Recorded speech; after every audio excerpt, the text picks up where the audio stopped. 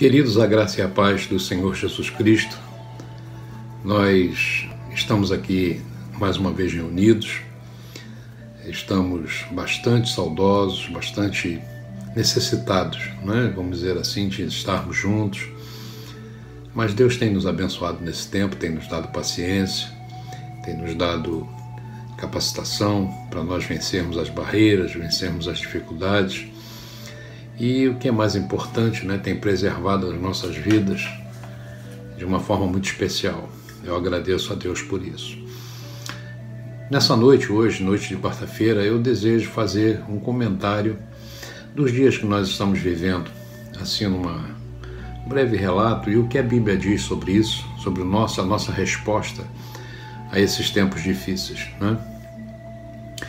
Nós temos dito que, de um modo geral, nós estamos vivendo assim o ápice, né, da tecnologia, da informação. Os recursos são maravilhosos, a gente pode perceber os feitos, né, do homem. A Bíblia diz, a palavra de Deus diz, a partir daquele momento em que o homem tentou fazer a Torre de Babel, Deus falou que não haveria mais nenhum impedimento para que o homem viesse a fazer, né? Mas uma coisa tem me chamado a atenção, é que da mesma forma que tudo isso é uma maravilha, também tem sido uma fonte de muitos males, né? De muito desequilíbrio, de muita insensatez. Nós vemos os homens hoje totalmente alastrados, baseados em guerras atômicas, em guerras nucleares, em guerras eletrônicas, em cortinas, né, eletrônicas de defesa. E, além disso, tem surgido nesses tempos, a Bíblia também diz, né, que nos últimos dias surgiriam falsos profetas, falsos pastores. Tem surgido muitos profetas do Apocalipse, né, do fim dos tempos, essas pessoas que têm sempre uma palavra, não evidentemente que o que está na Bíblia se cumprirá, mas com palavras que têm deixado as pessoas apreensivas, né? As pessoas têm ficado, de um modo geral, até com medo, né? E a Bíblia nos alerta em Mateus 24, até mesmo no Antigo Testamento, quando nós lemos Ezequiel, lemos a Daniel, e até no Apocalipse, né, que essas coisas aconteceriam, essas coisas viriam, né? Então você pode dizer, mas está na Bíblia. E o que nós vamos fazer, pastor? A Bíblia também nos recomenda certos cuidados que nós devemos ter, né? Quando a Bíblia fala dos acontecimentos dos últimos tempos, também vamos encontrar um chamado a termos sobriedade, a termos cautela, né? Quando nós olhamos a Bíblia, nós vamos ver isso, né? Em 1 Tessalonicenses, capítulo 5, verso 6, Paulo diz assim aos de Tessalônica: não durmamos, pois, como os demais, mas vigiemos e sejamos sóbrios, né? E Pedro também, nas suas cartas, né, ele fala em 1 Pedro capítulo 1, verso 13, diz assim: portanto, cingido os lombos do vosso entendimento, sede sóbrios e esperai inteiramente na graça que se vos ofereceu na revelação de Jesus Cristo. Então é justamente esse é o tipo de comportamento que a Bíblia nos aconselha a ter nesses dias que estamos vivendo, né? Nesses últimos dias que estamos vivendo. Por que eu digo últimos dias? Eu não estou me referindo a uma semana, a um mês, a um ano, né? Nós não sabemos quando. Os últimos dias para nós pode ser amanhã, pode ser hoje, né? Mas para Deus um dia é como 1000 anos, e 1000 anos é como um dia, né? Então, quando falo os últimos dias, ainda falo os últimos dias, pode ser que sejam 1000 anos. O que nós temos que fazer é sermos sóbrios e cautelosos. Sermos sóbrios, o que é ser sóbrio? É ser equilibrado. Então, até mesmo por meio de falsa notícia sensacionalista, existem aqueles apelos piedosos que estão ministrando, de certa forma, pânico, medo, né? E isso já aconteceu no passado lá na igreja cristã. Por isso é que Paulo escreveu essa carta aos de Tessalônica, né? Essa mesma convocação de esperar o fim dos tempos com sobriedade, com cautela. Paulo já tinha falado isso para a igreja de Tessalônica. Por quê? Porque a igreja de Tessalônica ela tinha também sido, vamos dizer assim, ministrada com palavras, né, que vinham do Evangelho, lá de Mateus, né? Então houve todo um alvoroço e Paulo precisou escrever essa carta. Então, quando nós olhamos em 2 Tessalonicenses, que é a segunda carta de Paulo, ele continua dizendo que não vos, 2 Tessalonicenses capítulo 2, verso 2, que não vos movais facilmente do vosso entendimento, nem vos perturbeis, quer por espírito, quer por palavra, quer por epístola, como de nós, como se o dia de Cristo estivesse já perto, né? Paulo sabia que o dia de Cristo virá, nós sabemos, Paulo sabia disso, mas nós não podemos nos alvoroçar, de uma forma em pânico, com medo. Nós precisamos ter equilíbrio, precisamos ser sensatos, né? Então, nós precisamos avaliar, impedir que esse pânico, essa insensatez chegue a nós, avaliando a palavra de Deus, olhando a palavra de Deus, né? Avaliando as notícias que nos chegam sempre em espírito, sempre em verdade. Nós precisamos agir desta forma em relação a esses dias que nós estamos vivendo. Então, como surgem as teorias, né? Hoje nós vemos muitas teorias forçando a uma vida espiritual pelo medo.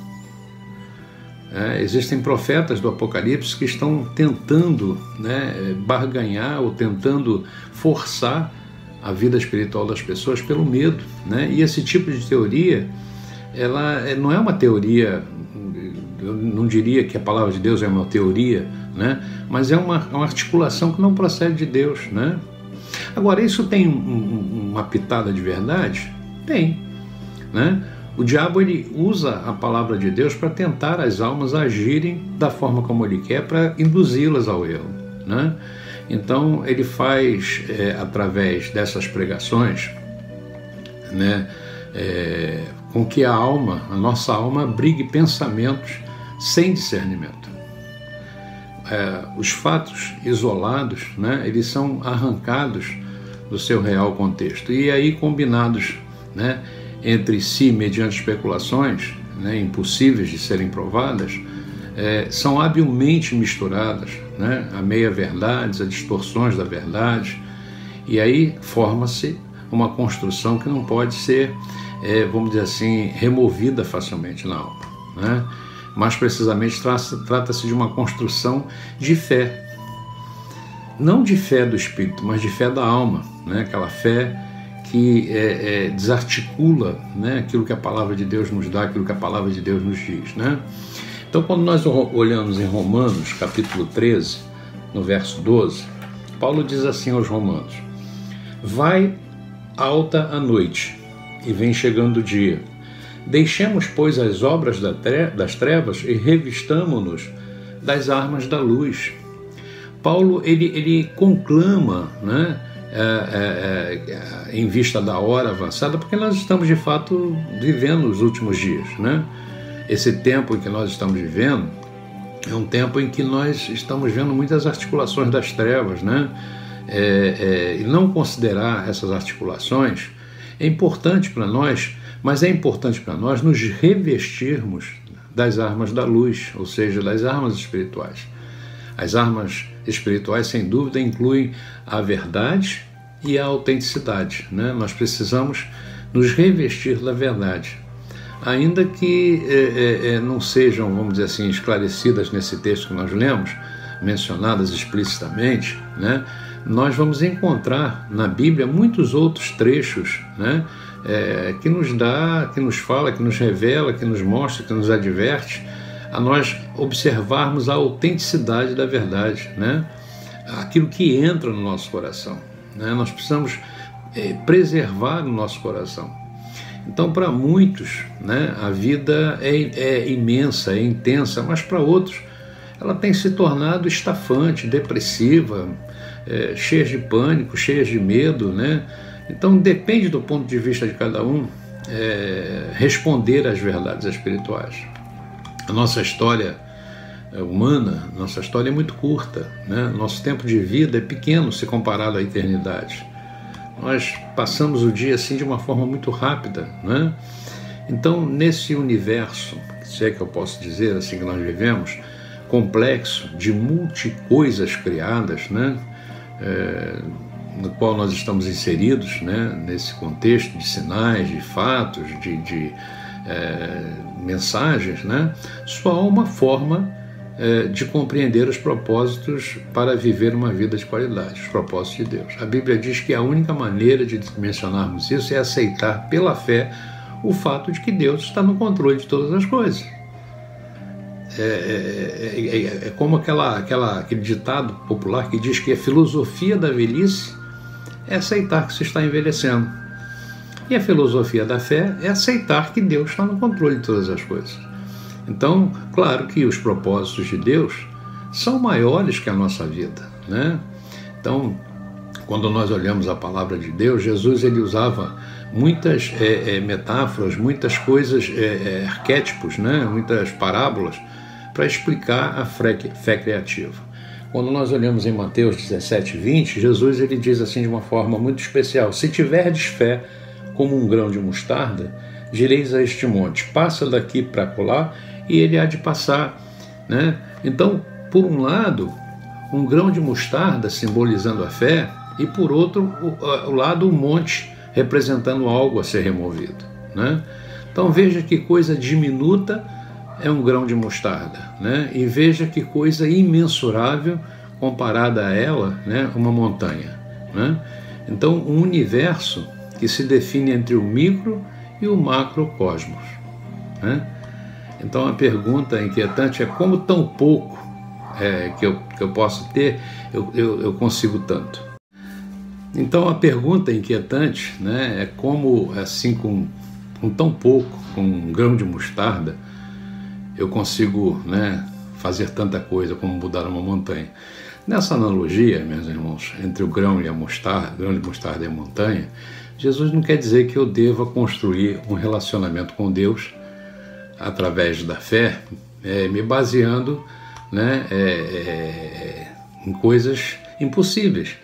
Deus quer que eu tenha uma ideia, uma noção do que a fé pode fazer com coisas grandes que compõem a nossa vida, né? Então, eu preciso ter fé. Eu preciso ter fé e crer que Ele está no controle de todas as coisas, e não me baseando em coisas como notícias, né? Até mesmo como circunstâncias, como fatos reais desse mundo, né? Uma coisa minúscula comparada a um grão de mostarda representa a fé que eu possa ter, mesmo que seja pouca, mas que gera em mim confiança, né? De ter em Deus aquele que providencia tudo que nós precisamos, tudo que nós desejamos, né? No momento das nossas vidas, né? Então, isso eu diria, eu escutei um termo esses dias de um ministro, como cláusula pétrea, né? Eu diria que essa é uma postura pétrea, né? Para nos orientar nessa vida efêmera que nós temos, porque a nossa vida é tão rápida e tão simples, né? Comparada aos mistérios, às grandezas de Deus. Então, quando isso de fato acontecer, né? Essa fé, por minúscula que seja, ela será tão poderosa, né? Que poderá abater os montes, ou mover os montes, no sentido dessas circunstâncias serem jogadas por terra, né? É claro que Jesus ensina algo precioso aqui, que não deve passar desapercebido. Não se trata de uma causa e efeito, né? Ou seja, um simples grão de mostarda removendo um monte. Não é isso, né? Fisicamente, essa desproporção é imensa, né? Não é isso que Jesus quis dizer, não é isso que a palavra se refere. Jesus não quer que os homens mudem a geografia da terra, né? Deus quer que nós assimilemos, né, que não importa o tamanho da luta ou da circunstância, Ele quer que sejamos sensatos na fé e sóbrios no procedimento, né? O que nós devemos aprender é que um grão de mostarda literalmente não pode remover um monte. Isso é lógico, evidente, né? Mas a lição que nós podemos tirar daqui é que essa fé, ela pode conectar a nossa fraqueza ao poder de Deus. Quando Jesus, me lembra quando Jesus estava naquele barco no meio do temporal, em que os discípulos o chamaram de forma assim apavorada, ele dizia: homens de pouca fé, não sabeis que eu estou no barco? Seria mais ou menos o que nós estamos vivendo esses dias, com essa questão ainda da pandemia. Vemos notícias de morte. Eu mesmo tive esses dias uma notícia triste do falecimento de uma sobrinha da minha esposa. Mas são fatos, são coisas, são realidades da vida. Isso não quer dizer que eu tenha que entrar em pânico. Eu tenho que estar sóbrio, né? E tenho que estar confiante no Senhor. E então eu vou ver que é nesse caso, né, que as coisas macro, ou seja, o poder de Deus, assume o micro, ou seja, a fé, ela nos liga ao imensurável, ao grandioso, né? Então, quando nós vemos isso, né, nós entendemos que quando nós nos posicionamos assim diante de Deus, se é que eu posso dizer assim, Ele se sente constrangido, né, a nos dar aquilo que nós pedimos, aquilo que nós necessitamos, né? Então nós vamos ver que o micro, ou seja, o grão de mostarda, interagindo no macro, que seria a montanha, como um pequeno interruptor, né, que acendesse uma luz imensa numa sala escura, né? É como se eu apertasse um gatilho, né, e houvesse uma explosão. Então, igualmente, né, se eu uso um grão de mostarda, né, que é pequenininho, para dimensionar a minha fé, eu removo um monte, né, uma montanha que representa as barreiras que humanamente para mim são impossíveis transpô-la, né, de uma forma natural. Então, seria o diminuto interagindo no imensurável, né? Nós vemos isso na conversão de Zaqueu, né? De ladrão ele passa a ser santo, né? Da mulher do fluxo de sangue, né? Da libertação total, quando Jesus diz: vai, a tua fé te salvou, né? Da prostituta arrependida aos pés de Jesus, quando ele disse: vai e não peques mais. Então, nós olhamos a palavra, Mateus capítulo 8, versos 26 a 28, diz assim: perguntou-lhes então Jesus: por que sois tímidos, homens de pequena fé? E levantando-se, repreendeu os ventos e o mar, e fez-se grande bonança, e maravilharam-se os homens, dizendo: quem é este, que até os ventos e o mar lhe obedecem, né? Então, queridos, terminando essa meditação, esse é um tempo de tempestade, é um tempo de ventanias, é um tempo em que o nosso barco está sendo sacudido, né?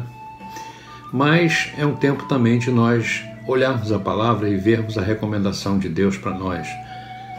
Não durmamos, não devemos simplesmente ignorar esses tempos, né? Mas vigiemos, como diz Paulo aos Tessalonicenses no capítulo 5, verso 6.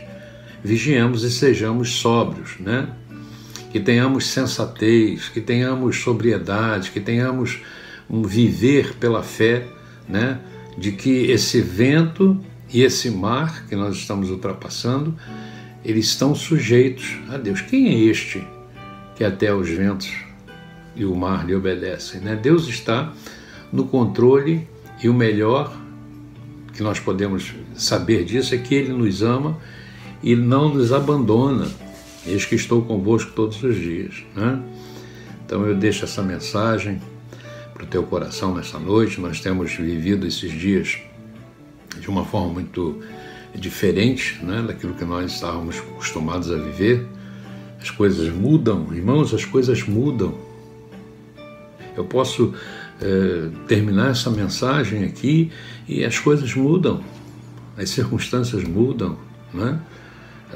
O planeta muda, né? As coisas elas acontecem de uma forma que no nosso entendimento, na nossa lógica, ela vai ser sempre complicada, difícil de entender, mas se nós vivermos de forma a sabermos que com um grãozinho de mostarda, comparado à nossa fé, confiarmos em Deus, nós vamos poder alcançar a plenitude, a paz, a tranquilidade, a serenidade que nós precisamos, né? E isso vai fazer com que a nossa vida seja uma vida alegre, uma vida abundante. Eu acordo de manhã, quando eu abro a minha janela, que eu vejo aquele céu azul bonito, eu louvo a Deus, eu glorifico o nome do Senhor. Eu disse, um dia após outro, mais um dia chama o outro dia, né? E revelam, declaram as maravilhas do Senhor. E isso é que é importante, né? A realidade é uma, né? Nós não somos desse mundo, nós somos forasteiros nele, mas enquanto estamos aqui, vamos viver plenamente, vamos viver alegres, felizes, né? As circunstâncias, elas estão difíceis, mas nós sabemos, nós somos pequenininhos, mas quando nós tocamos o céu pela fé, o macro, a grandiosidade de Deus, ela toca em nós, toca em nosso coração. O céu toca a terra. Então eu quero que você se sinta tranquilo, que você apazigue o teu coração, que você serene o teu coração, não tenha medo. Seja prudente, seja sensato, seja sóbrio, né?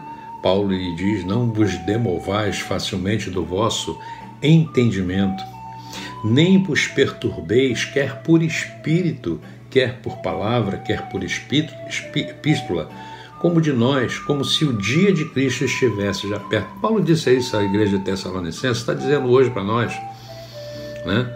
Então eu quero que você serene o teu coração, amém? Eu quero orar nesse momento, vamos fechar os olhos, nós vamos orar, amém? Senhor nosso Deus, nosso Pai, louvado seja o teu nome, Senhor, porque em tudo nós vemos o teu cuidado conosco. Nesse momento vemos a tua palavra nos consolando, nos acalmando.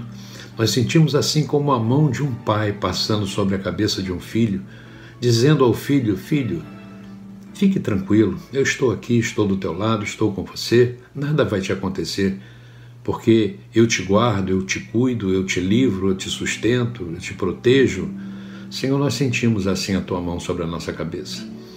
Essa palavra, Senhor Deus, Pai querido, nos revela, Senhor Deus, o quanto nós precisamos entender que mesmo que a nossa fé seja do tamanho de um grão de mostarda, ela será o suficiente, Senhor, para tocar os céus e para chamar a tua atenção, Pai querido, para momentos em que nós precisamos muito, Senhor, da tua cobertura. Naquele dia, naquele barco em que o mar ficou revolto e o vento se transformou, foi de uma hora para outra, pegou aquele barco no meio do mar.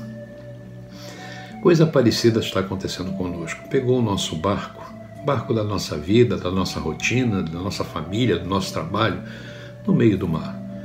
Ventos grandes, ventos fortes, vindo de todos os lados. Senhor Deus tem se lançado, tem açoitado este mar da vida e tem feito com que nós nos sacudamos, Senhor Deus, mas nós não queremos ser como aqueles discípulos que receberam de Jesus, homens de pequena fé. Nós estamos, Senhor Deus, Pai querido, guardados em Ti, queremos continuar assim. Eu quero nesse momento te pedir, Deus, vem sobre cada coração, vem sobre cada casa, sobre cada família, apazigua, Senhor Deus, as almas. Apazigua, Senhor Deus, Pai querido, o ambiente, tanto interior quanto doméstico, Senhor Deus, de cada família de Nova Aliança, cada família, Senhor Deus, que são filhos, são povo Teu. Senhor Deus, continua operando em nós a Tua graça, a Tua misericórdia.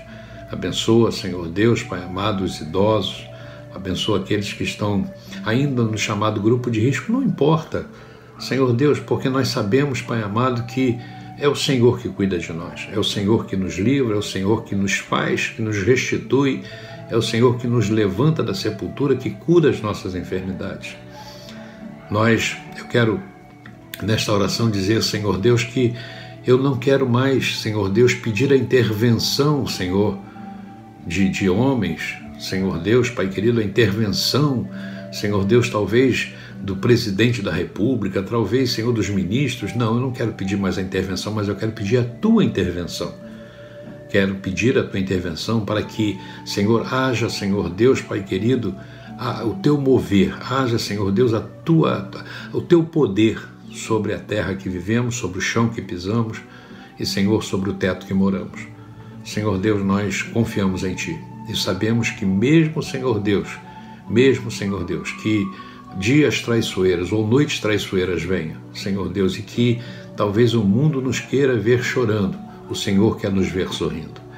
Eu oro abençoando o teu povo, oro, Senhor, declarando sobre cada casa, sobre cada família o teu amor, a tua graça abundante, a alegria do Senhor, porque sabemos que a alegria do Senhor é a nossa força.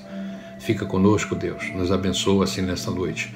Eu abençoo o teu povo em nome do Senhor Jesus. Que a graça redentora de nosso Senhor Jesus Cristo, o amor de Deus Pai, as divinas e as maravilhosas consolações, a comunhão com o Espírito Santo de Deus, esteja sobre a tua vida, meu irmão e minha irmã.